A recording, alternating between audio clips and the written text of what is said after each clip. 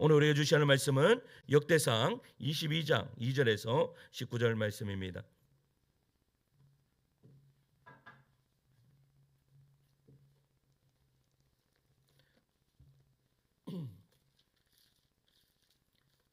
역대상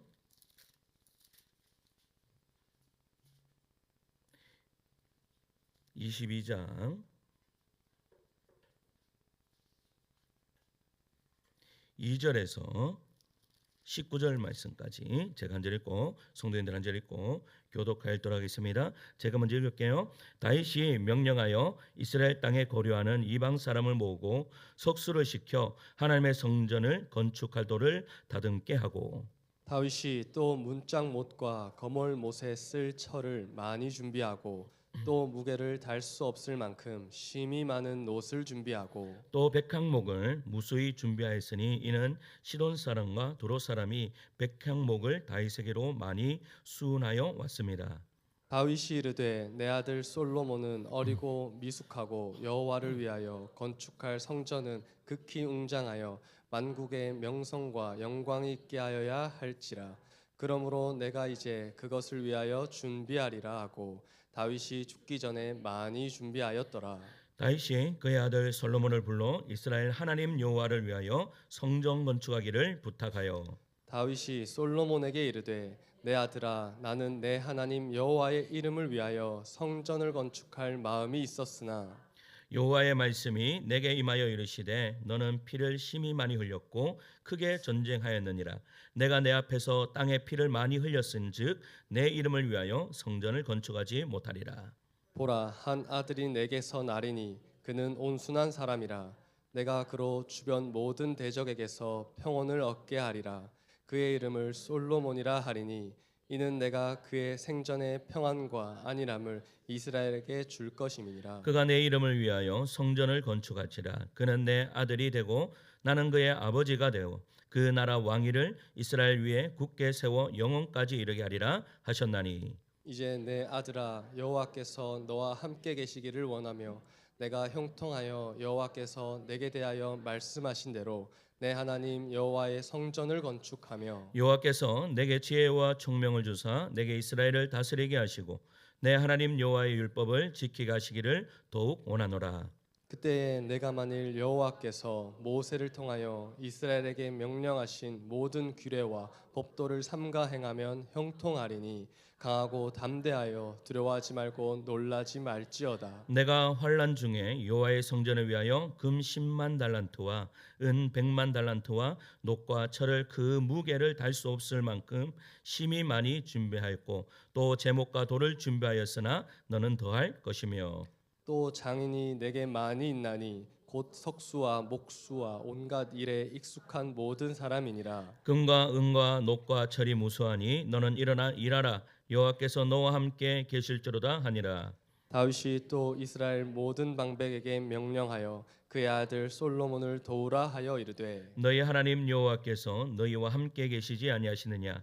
사면으로 너희에게 편안함을 주지 아니하셨느냐?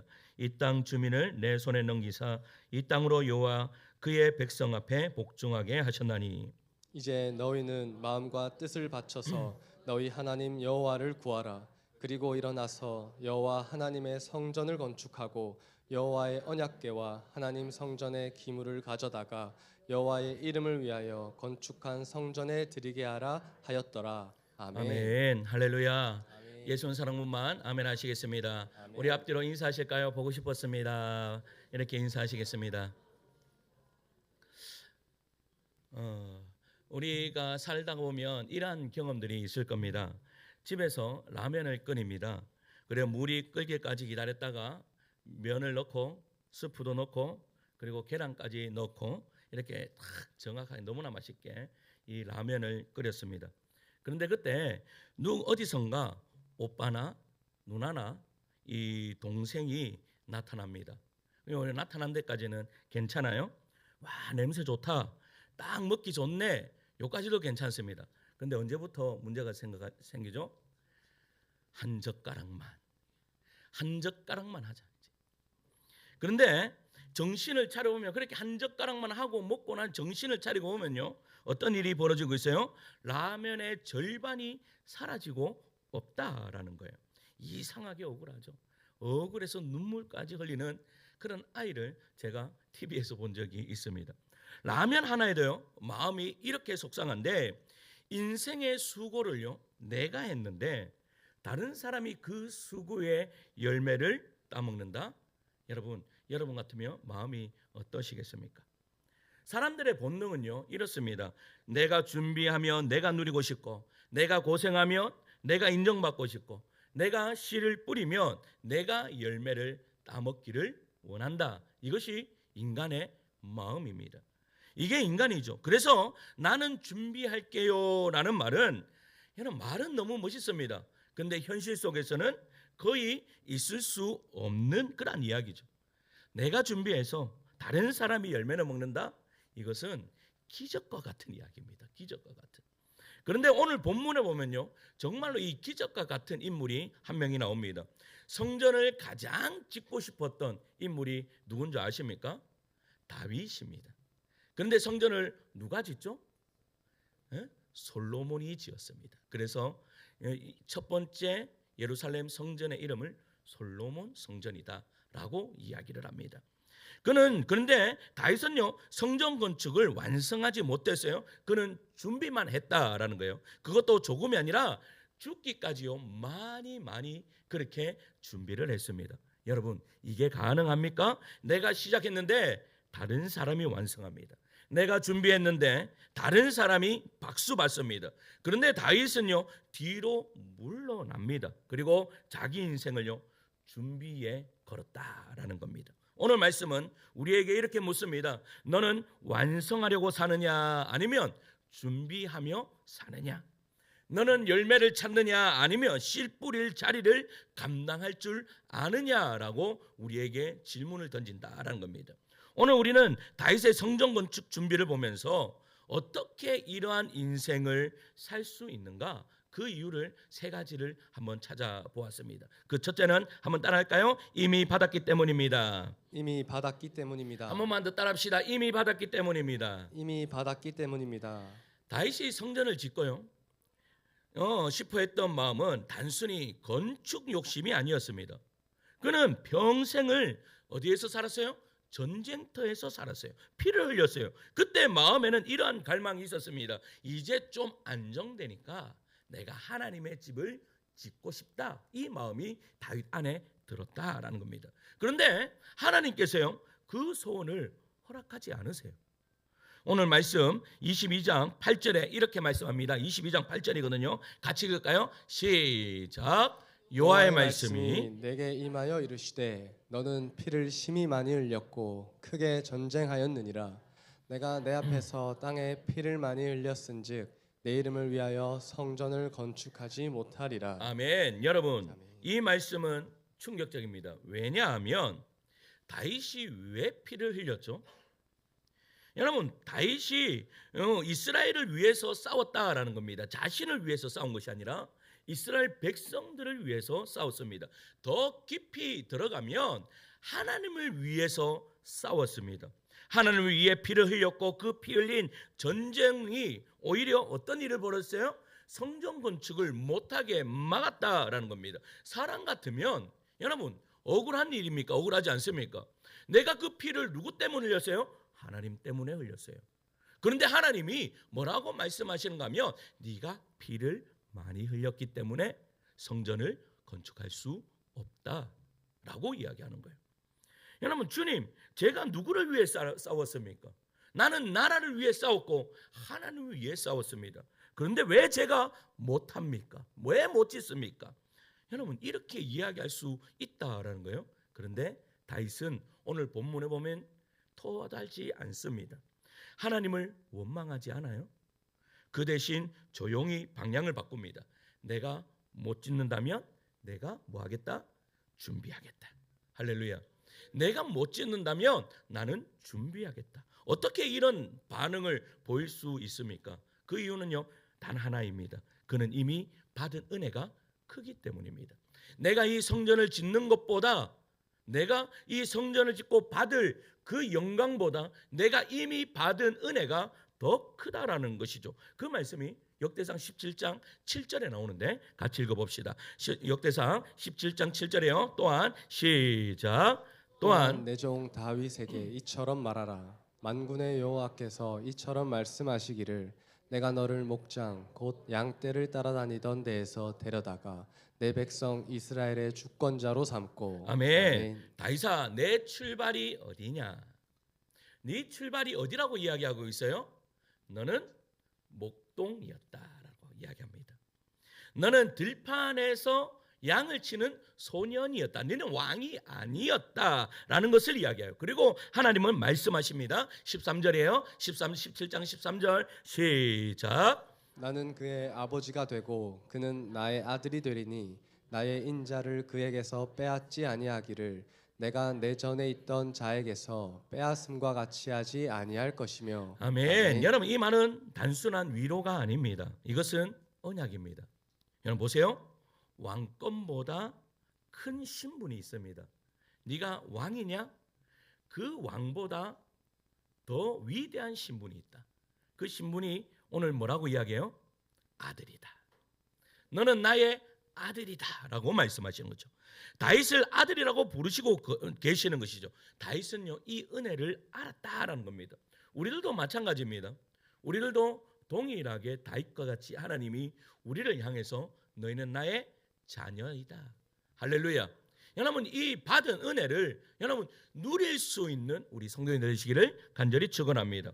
그래서요, 다윗은 22장 14절에 이렇게 고백하는 거예요. 22장 14절입니다. 시작. 내가 환난 중에 여호와의 성전을 위하여 금 10만 달란트와 은 100만 달란트와 놋과 철을 그 무게를 달 수 없을 만큼 심히 많이 준비하였고 또 제목과 돌을 준비하였으나 너는 더 할 것이며. 아멘. 아멘. 여러분, 그런데 그가 언제 성전을 짓기 위해 여러분 준비했다라고 이야기하고 있습니까? 내가 환난 중에.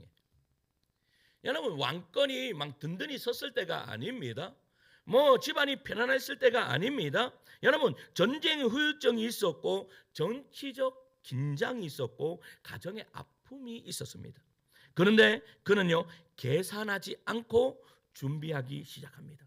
그래서 준비한 금이 몇만 달란트라고요? 10만 달란트. 은이요? 100만 달란트. 제가요, 10만 달란트가 지금 금값이 비싸잖아요. 그래서 환산을 해봤습니다. 이 요즘에 이 금이 1g에 어제 시세로 딱 보니까 1g에 얼마인 줄 아십니까? 23만 원입니다. 아, 모르셨구나. 금이 없으니까 잘 나도 금이 하나도 없으니까 잘 모르는. 어제 검색을 해보니까 1g에 23만 원. 그런데 한 달란트가 몇 킬로인가면 34킬로입니다. 그러면 10만 달란트로 곱하기 하면 3,400톤입니다. 3,400톤. 이것을요, 그 우리나라의 그 돈으로 환산을 딱 해보니까 몇 조인가면 782조입니다. 782조인데 우리나라 총 예산 1년 예산이 600조에서 700조 사이입니다. 그러니까 우리나라 전거 다 합쳐도 여러분 안 된다. 이걸 은까지 합치면 이 금액이 어마어마한 양입니다. 이스라엘 가보세요. 이스라엘 가면요, 지금 이스라엘 성전의 기둥이 터만 남아져 있습니다. 요 기둥만 조금씩 남겨져 있습니다. 그 기둥에 여러분 얼핏 보면 뭐가 보이는 줄 아십니까? 금이 보입니다. 거기에 금을 다 입혔는 거예요. 근데 그 금 다 입혔는 것을 누가 다 가져갔는가 합니까? 이슬람인들이. 여러분, 그 전쟁에 있어서 이 예루살렘 성전이 다 파괴됐잖아요. 그 파괴됐는데 금을요, 그 기둥에 금박을 입혀놨는 그 금까지 다 끌고 갔습니다. 그러니까 여러분, 금이 얼마나 많았는지 정말로 셀 수 없을 정도로 여러분 그렇게 많았다라는 겁니다. 이만큼 준비했으면 됐는 거 아니에요? 근데 하나님이 마지막에 뭐라고 말씀하시는 거예요? 너는 더 할지라. 너는 준비해라. 더 준비해라라고 그렇게 이야기하는 거예요. 여러분, 우리가 이 정도 했으면, 여러분 한 700조 헌금했으면 여러분 뭐라고 하겠습니까? 만약에 여러분 교회 다니는 사람이 700조 헌금했다 이러면 목이 막 빠질 정도로 막 목이 빠질 정도로만 그렇게 자기 어깨를 높일 겁니다. 그런데 다윗에게 하나님이 뭐라고 이야기하시는가 하면 너는 더 해라 라고 그렇게 말씀하시죠. 우리 같으면 하나님 이 정도 하면 되지 않습니까? 내가 이만큼 했으면 됐지 않습니까? 왜 나만 이 정도 해야 합니까? 라고 이야기합니다. 그런데 중요한 것은 은혜를 알면 어떻게 됩니까? 다윗처럼 됩니다. 하나님 그래도 내가 부족한 것 같습니다. 내가 이만큼 했는데도 더 드리고 싶습니다. 주님이 나에게 하신 것에 비하면 이거 아무것도 아닙니다. 지금 다윗이 이 고백을 하고 있는 거예요. 사랑하는 성도 여러분, 우리의 억울함은 어디서부터 시작되는 줄 아십니까? 교회를 다니다 보면, 우리가 신앙생활을 하다 보면 억울할 때가 생깁니까? 안 생깁니까? 억울할 때가 생깁니다. 근데 언제 억울할 때가 생기는 줄 아세요? 인정받지 못할 때, 내 수고가 드러나지 않을 때, 다른 사람은 더 쉽게 가는 것처럼 보일 때, 여러분 그때 마음이 흔들립니다. 그런데 그 순간 우리가 붙잡아야 할 질문이 무엇입니까? 네가 어디에 있었는가입니다. 너는 원래 어떠한 존재였는가입니다. 여러분 우리가 오늘 여기까지 온 것이 내 실력입니까? 내 선택입니까? 내 공로입니까? 아닙니다. 하나님이 붙드셨기 때문입니다. 우리가 오늘도 찬양 불렀잖아요. 모든 것이 은혜입니다. 우리가 찬양 불렀잖아요. 그런데 우리는 찬양은 모든 것이 은혜였습니다 라고 하는데, 여러분 내 공로가 너무나 많이 드러날 때가 너무나 많다라는 겁니다. 여러분 은혜가 선명해지면 왜 나만 준비합니까? 에서 다르게 바뀝니다. 여러분 가정에서도 마찬가지입니다. 가정에서도 이제 우리가 설명절입니다. 설명절 때 되면요, 여러분 웃음소리가 많아질까요? 아니면 다투는 소리가 많아질까요? 억울한 소리가 많아질까요? 어때요? 기쁨의 소리가 많아질까요? 억울한 소리가 더 많아지는 거예요. 왜 그렇습니까? 아내들은 매일 부엌에서 매일, 요즘 아내들이 부엌에 있습니까? 남편이 부엌에 있습니까? 요즘에는 의문이 잘 안 가는데, 제가 우리 조카가 결혼했는데 보니까 우리 재미난 이야기를 하나 들으면, 우리 그 작은 형이요, 정말 이렇게 마음이 엄청 여립니다. 여린데 중요한 것은 부엌에 한 번도 가본 적이 없습니다. 밥을 해본 적이 없고 청소를 한번 해본 적이 없습니다. 야, 대단한 분입니다. 안 쫓겨나야 다행입니다. 그런데요, 그 이제 딸이 결혼을 했어요. 딸이 결혼을 해가지고 이제 딸 이제 사위 그 집하고 이제 펜션을 잡아갖고 이제 하룻밤 같이 잤대요. 그런데 그 집안은 아내는 매일 TV 앞에 있고 남편이 밥하고 청소하고 다 한다 하는 거야. 그런데 중요한 것은 그 남편이 갑자기 그러니까 사돈 남편이죠. 갑자기 식사할 시간이 딱 됐는데 갑자기 그 사돈 아내 되는 분이 일어나야 된대. 갑자기 남편이 딱 일어나더니 음식을 준비를 하더래. 그러면서 우리 장은 형님한테 딱 옆으로 오시라고. 한 번도, 여러분 보세요. 그 양파를 까본 적이 없는 사람이 하실 거 없으면 양파라도 까시라고 하니까 그 옆에서 뭐가 까고 있어요. 양파를 까는데 있을 수가 없는 일이 벌어지는 거예요. 여러분 뭐예요? 그런데 그렇게 하면요, 여러분 얼마나 억울했겠어요. 그 남편을 보는데 여러분 우리 형수가, 둘째 형수가 얼마나 억울했겠습니까? 한평생 저 아내는 무슨 복이 있어서 매일 남편이 청소하고 다 해주는데 나는 한평생 일도 하고 청소도 하고 모든 걸 다 억울하겠습니까? 억울하지 않겠습니까? 그런데요, 그게 억울하지 않을 때가 있습니다. 언제 억울하지 않는 줄 아세요? 이 남편이, 내가 이 남편 아니면 내가 어떻게 결혼했을꼬?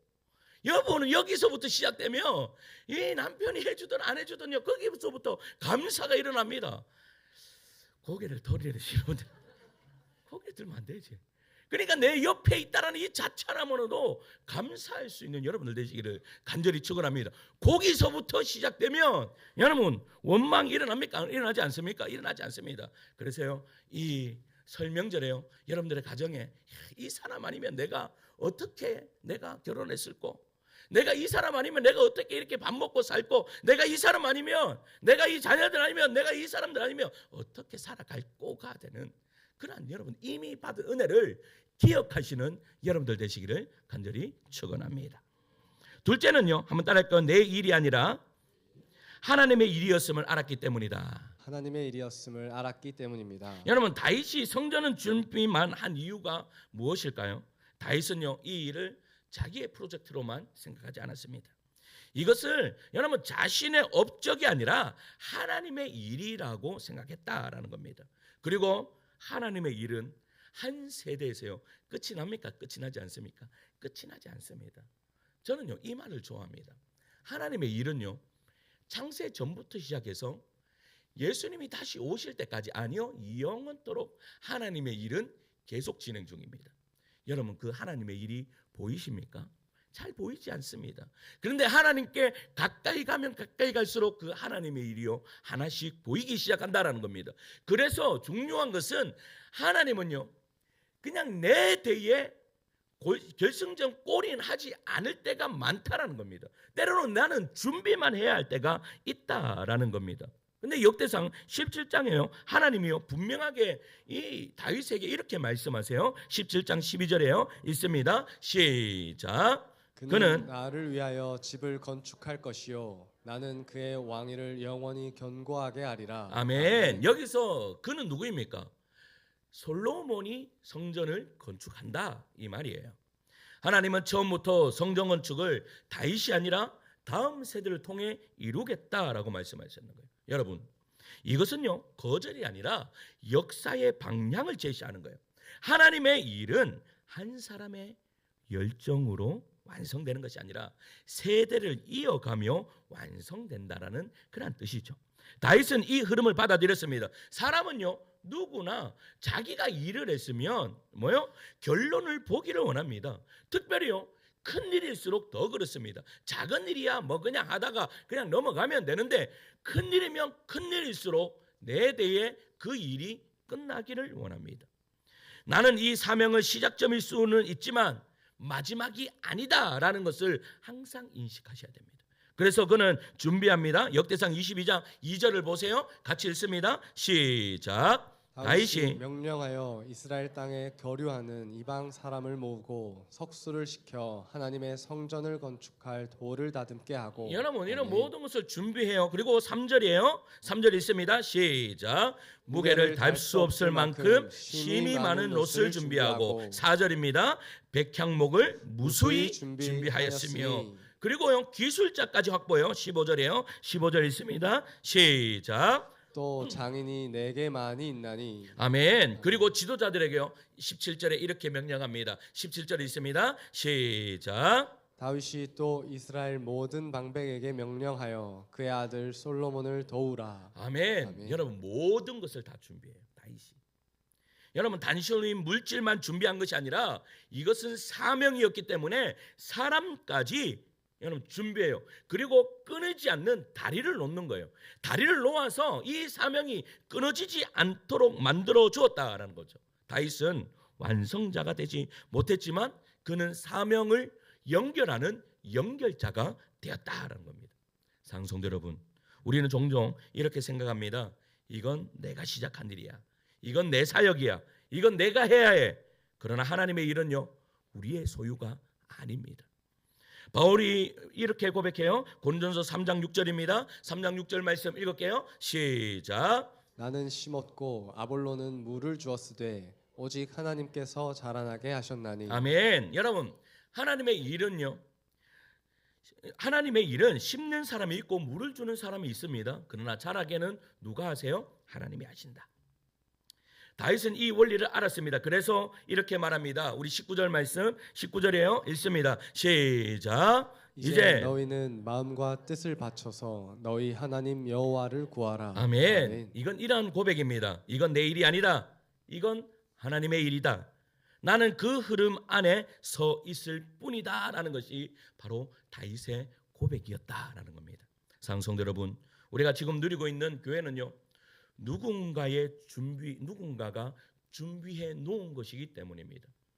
우리가 드리는 예배는 이전 세대가 눈물로 지켜온 예배입니다. 여러분 우리 한국 교회가 어떻게 이렇게 편안하게 예배 드릴 수 있습니까? 우리의 믿음의 선배들이요 밤새워 가며 기도했기 때문입니다. 그들의 헌신이 있었기 때문입니다.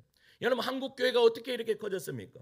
여러분 그들이 여러분 우리의 믿음의 선배들이 자기의 모든 것을 심지어는 여러분 그래서 이거 가져오란 말이 아닙니다. 집문서까지 내놓으면서 교회를 세웠습니다. 여러분 우리는 집문서 가져와도 안 받습니다. 그런데 그런 모든 것을 다 여러분 그것이 뭐예요?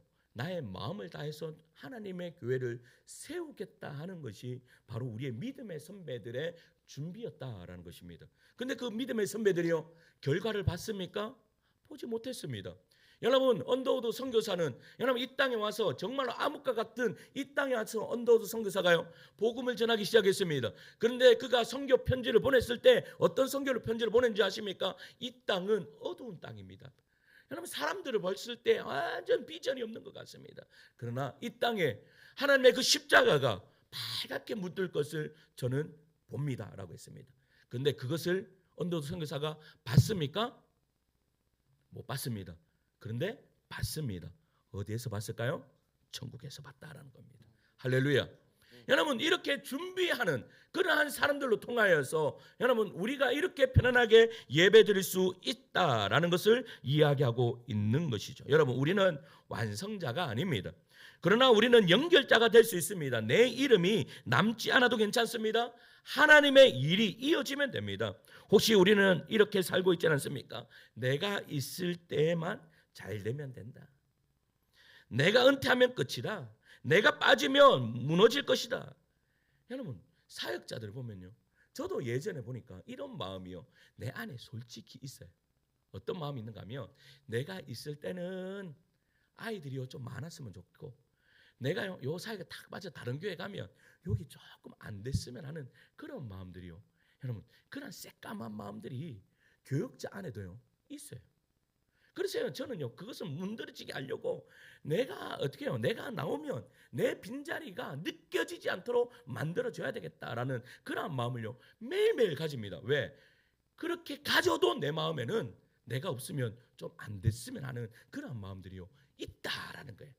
이 나쁜 마음들이요 요 안에 있어요. 아무리 착해 보여도 있단 말이에요. 그런데 여러분 나는 완성자가 아니라 연결자라고 생각하면 그런 마음이 생겨요? 절대 생기지 않죠. 그런 마음이 생기지 않습니다. 여러분 우리는요 사명을 의식이 아니라 여러분 사명 집착으로 생각하면 이렇게 되는 거예요. 사명을 여러분 집착하면요 집착은 우리를 무너지게 한다라는 겁니다. 내 아니면 안 돼 이렇게 생각하면요 분명히 거기에 분란이 일어납니다. 다윗은요 집착하지 않았습니다. 이어주었습니다. 그는 자기 시대를 넘어 하나님의 역사를 보았다라는 겁니다. 제가요 한 얼마 전에 그 동계올림픽 혼성 쇼트 그 트랙 하는 것을 제가 봤습니다. 그걸 딱 봤는데 우리나라가요 거기에서 금메달을 땄습니다. 보셨습니까? 지상 세계 방송사에서 안 해가지고 동계올림픽이 언제 있는가도 잘 모릅니다. 근데 이제 요즘에 틀어주더라고요. 요즘에. 그래서 제가 TV를 잘 안 보니까 어제 아랫인가 딱 봤는데 그 하는 혼성 그 금메달 따는 것을 딱 하는 거예요. 경기 중반까지는요 우리나라가 2등으로 갔습니다. 2등으로 딱 갔는데 앞에요 중국 선수가 있었어요. 중국 선수하고 간격이 조금 벌어졌습니다. 사람들 우린 제 마음속에요 어떤 마음이 들었는가? 이번에는 안 되겠구나. 적겠구나 라고 그렇게 생각하면서 보고 있었어요. 근데 마지막 구간을 딱 도는데요 중국 선수가요 어떻게 해요? 넘어지고 말았어요. 그냥 딱 자기 혼자 그 옆에 있는 그것을 보고 넘어지고 말았어요. 그러니까 우리나라 선수가 어떻게 했겠어요? 그냥 그 앞에서 그냥 달려서 금메달을 땄어요. 그 장면을 보면서요 제가 어떤 생각을 했는가 하면 이런 생각이 드는 거예요. 보세요. 그 금메달을 결승전을 통과한 선수만이 금메달을 따는 게 아니었더라고요. 계주를 하니까 총 4명이 달렸거든요. 4명이 달리니까 그 금메달을 4명 다 주는 거예요. 결승전에 통과한 그 한 사람만 목에 금메달을 거는 것이 아니라 4명 다 딱 올라가가지고 거기에서 금메달을 다 목에 거는 거였다라는 것을 사실입니다. 사랑성도 여러분 하나님의 일도요 어떻게 보면 계주와 같은 것입니다. 우리는 마지막 주자가 아닐 수 있어요. 우리가 완성하지 못할 수도 있습니다. 그러나 내 구간을 끝까지 책임지고 여러분 이 바통을 넘겨주면 어떤 일이 벌어져요?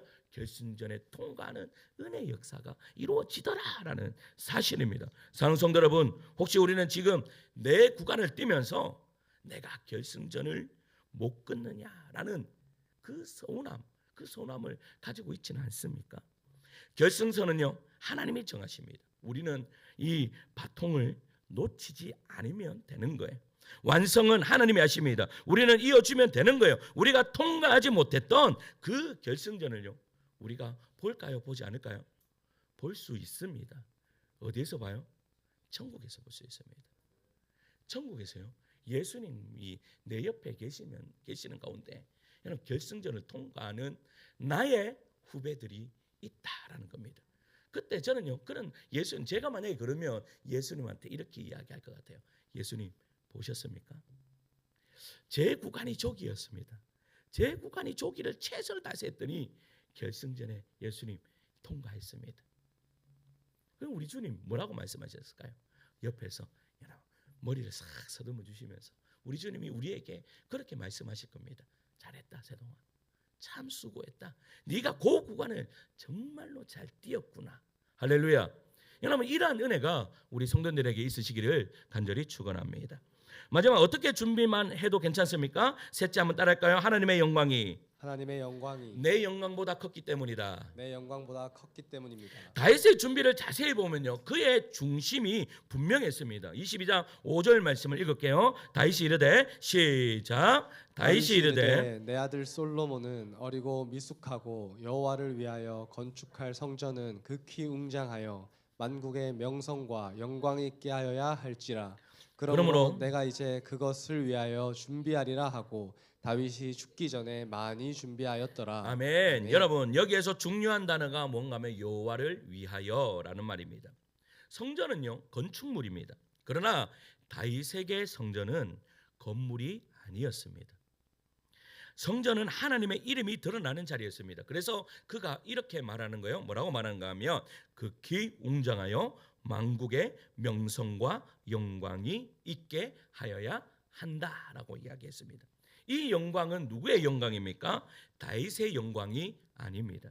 이스라엘의 민족적 자존심도 아닙니다. 여호와의 영광이다라고 말씀하고 있는 거예요. 사람은 업적을 남기고 싶어합니다. 특히 왕이라면 더 그렇죠. 왕은요, 전쟁의 승리, 나라의 확장, 위대한 건축물 이런 것들로 통해서 왕의 이름을 여러분 남깁니다.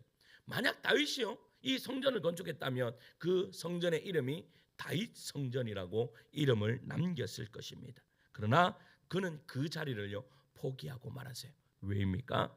그의 관심은 다윗의 성전이 아니라 여호와의 집에 있었기 때문입니다.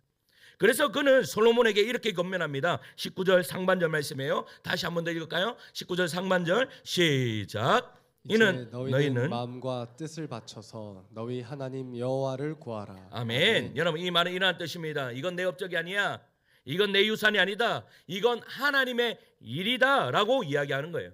다윗의 성전을 통해 자기 이름을 남기려 하지 않았습니다. 하나님의 이름이 남기를 원했다라는 것이죠. 왜 사람은요, 자기 영광에 앞서면 준비만 하는 인생을 못 삽니다. 왜냐하면 준비만 하면 박수가요 다른 사람에게 가기 때문입니다. 그러나 하나님의 영광이 더 커지면 이것은 계산할 필요도 없습니다. 하나님이 다 받으시면 되는 겁니다. 그래서 나는 드러나지 않아도 돼. 내 이름이 빠져도 괜찮아. 다른 사람이 박수 받아도 괜찮아가 나온다라는 것이죠. 왜냐하면 목적이 달라졌기 때문입니다. 목적이. 다윗은 이미 이것을 경험했습니다. 사무엘상 17장에 그는 골리앗을 쓰러뜨렸죠. 그때 다윗이 뭐라고 고백한 줄 아세요? 내가 이 골리앗을 쓰러뜨리지 않았다.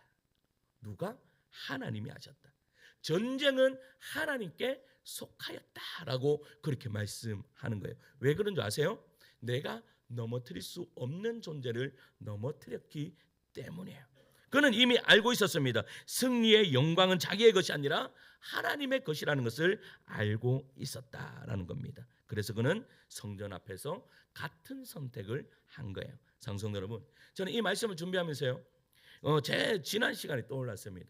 제가요, 경중에서 경산중앙교회에서 노인부를요 7년을 섬겼습니다. 근데 경산중앙교회 노인부는요 이름도 없이 빛도 없이 섬기는 자리입니다. 별로 티가 안 나요. 잘해도 티가 안 나고, 아무리 뭐 여러분 그 어르신들이 많이 와도 그 누구한 별로 알아주지 않아요. 그냥 여러분 그냥 그 부서는 그냥 잘 가면 되는 거예요. 그래서 제가 그 일을 섬겼습니다. 근데 저 그 일을 섬기면서요, 제 마음에 단 한 가지 붙들었던 것이 있어요. 그게 뭔가 하면, 맡겨주신 사역 나는 최선을 다해서 순종한다. 그냥 이 마음을 가지고 그 사역을 했다라는 겁니다. 열매가 보일 때도 있었죠. 뭐 어르신들이 변화되고 예배가 살아나니까요, 여러분 교사들도 변화됩니다. 달라집니다. 그러나 저는 그것을 제업적으로 만들지 않았습니다. 뭐 교육자실에서요, 사역자들하고 많은 사역자들 의논할 때 서로가 뭐요, 내가 사역을 이랬는데 이런 결과를 냈습니다라고 이야기할 때 저는요 단 한마디도 이야기하지 않았습니다. 그 김종호 목사님이 가장 속 터졌던 것이, 제가 했던 일을 제가 절대 이야기하지 않는다는 거. 누구한테 듣는가 하면 권사님들한테 이런 이야기를 듣는다라는 거 속 터져 있습니다. 저를 향해서. 왜 이야기를 안 하느냐 까지 할 정도로. 근데요, 저는 그 모든 것들을 이야기한 적이 없습니다. 만약에 이야기할 거 있으면 뭐라고 이야기했는가 하면, 우리 교사들이 잘해서 그렇습니다. 우리 목자들이 잘해서 그렇습니다. 하나님이 은혜를 주셔서 그렇습니다라고 그렇게 이야기를 했습니다. 이 말이요, 저희가 겸손해지려고 그렇게 했던 것이 아닙니다. 실제적으로 저는요, 그것은 제가 한 것이 아니었기 때문입니다. 제 능력으로 그렇게 할 수 없었기 때문입니다. 그러니까 제가 이야기할 때요, 제가 한 것이 하나도 없습니다. 지금도 여러분 어떤 큰 교회들 보면요, 노인부 사역을 시작하려면 저한테 연락이 옵니다. 경중에 연락했더니 저한테 연락하라고 하면서 저한테 연락이 옵니다. 어떻게 하면 노인 사역을 잘하는, 제가 뭐라 한 줄 아십니까? 저도 잘 모르겠습니다. 제가 7년은 했지만 교사들이 했지 제가 한 게 없습니다. 뭐 노하우는 있죠. 그러면 노하우를 조금 이야기해 줍니다. 근데 지금도 생각할 때 제가 어떻게 그렇게 했는지 이해가 가지 않습니다. 모든 것이 누가 했다? 하나님이 하셨고 하나님이 영광 받으셨다라고 그렇게 하면서 사역을 했습니다. 그런데요, 전 성도들이 아는 여러분 일이 벌어졌습니다. 제가 분리개척 목사가 되고요, 마지막으로 행축을 했습니다. 노인부 행축을 했습니다. 마지막으로 제가 이제 유종의 머리를 찍고 내가 나오겠다 하면서 코로나 이후에 노인부 행축을 딱 했습니다. 행축했는데요, 사람들이 다 이야기했습니다. 몇 명 오겠노? 저도 걱정을 했습니다. 한 1000명 오겠나? 1000명 오겠나? 그런데요, 몇 명 오는가 하면 1460명이 왔습니다. 여러분 1460명이 왔다 하면 경산에 있는 여러분 그 경로당에 있는 모든 사람들이 다 왔다라고 생각하시면 돼요. 여러분 깜짝 놀랐습니다. 왜냐하면 예전에는 뭐 그 경산중앙교회 1층에만 가득 찼는데 2층까지 올라가고 막 이런 일이 벌어졌습니다. 여러분 그 숫자를 보면서요, 제 마음에 든 것이 있습니다. 무슨 생각이 들었는가 하면, 내가 지금까지 했던 것 모든 것을 하나님께 영광을 돌렸더니 마지막에 하나님께서 그래도 네 한번 그래 잘했다라는 소리 한번 듣게 하시는구나 라는 그런 생각이 드는 거예요. 우리들도 마찬가지라는 거예요. 우리가 하나님의 영광을 돌리면, 영광 돌리는 삶만 살면 우리는 이름이 하나도 남지 않을 것 같아요. 그런데요, 하나님이 우리의 이름을 기억하신다라는 겁니다. 할렐루야. 우리가 하나님을 위하시면 하나님이 우리를 위하시는 은혜의 역사가 이루어지더라라는 사실입니다. 그래서 주님께서 말씀하셨습니다. 뭐라고 말씀하시는가면, 자기를 높이는 자는 낮아지고 자기를 낮추는 자는 내가 높아지게 하리라. 할렐루야. 이러한 은혜의 역사가 우리 성도님들에게 있으시기를 간절히 축원합니다. 사랑하는 성도 여러분, 우리의 인생이요 완성자로 기억되기보다 하나님의 영광의 기초를 놓는 그러한 사람들로 남게 되는 우리 성도님 되시기를 간절히 축원합니다. 이 이야기를 하고 말씀을 맺겠습니다. 어느 교회에요 있었던 이야기입니다. 그 교회에 여러분 교회의 마당을 쓸던 한 지사님이 계셨어요. 강단에서 본 적도 없고 앞에서 박수를 받아본 적도 없는 그런 지사님이셨어요. 그분은 그냥 뭐 주일날 제일 먼저 와서 마당을 쓸고 문을 열고 여러분 그런 일을 하셨습니다. 조용히 예배가 끝나면 조용히 의자를 정리하고 눈에 띄지 않게 교회를 지켜왔습니다. 그리고 시간이 지나서요, 그 지사님이 세상을 떠나시게 되었어요. 장례식 날에요, 놀라운 일이 벌어졌습니다.